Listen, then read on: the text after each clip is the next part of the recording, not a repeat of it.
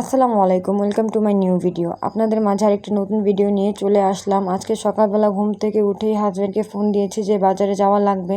তিনি তখন কাজেই ছিল, তাই তাকে বাজারে যেতে বলে ঘরে সব ধরনের কাজ করেছি। আজকে আসলে অনেক কাজ ছিল। গত 2-3 দিন যাবৎ বৃষ্টি আসার কারণে আমার অনেকগুলো কাজ জমা ছিল, তাই ওই কাজগুলো করে নিয়েছি এবং কাজগুলোর ভিডিও করতে পারিনি, কারণ আমার বাচ্চাটা অনেক অসুস্থ। বাচ্চারা অসুস্থ থাকলে অনেক বিরক্ত করে, তাই তাদেরকে সামলিয়ে এত কাজ করা এবং ভিডিও করা অনেক কঠিন হয়ে পড়েছে। হাজব্যান্ড বাজার থেকে এসে বিভিন্ন ধরনের মাছ এবং শাকসবজি নিয়ে এসেছে। আজকে ছোট পরিমাণে ইলিশ মাছও এনেছিল। বর্তমান বাজারে তো অনেক ইলিশ মাছের দাম, তাই এই ছোট ইলিশ মাছগুলোই এনেছে এবং সাথে এনেছিল পটল, সিম এবং বিভিন্ন ধরনের সবজি। তাই পটল আর সিম দিয়ে মাছ রান্না করতেছি।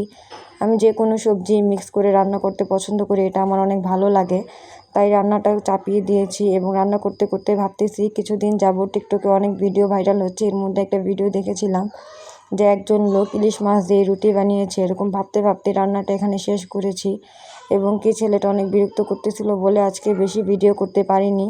আসলে বাচ্চা মানুষ তো, গতকালকে বৃষ্টিতে ভিজে তার জ্বর এসে পড়েছে এবং বাচ্চাদেরকে জ্বর আসলে বাচ্চারা অনেক কান্নাকাটি করে। এখানে ভিডিওটা রইল, কেমন আছেন অবশ্যই জানাবেন।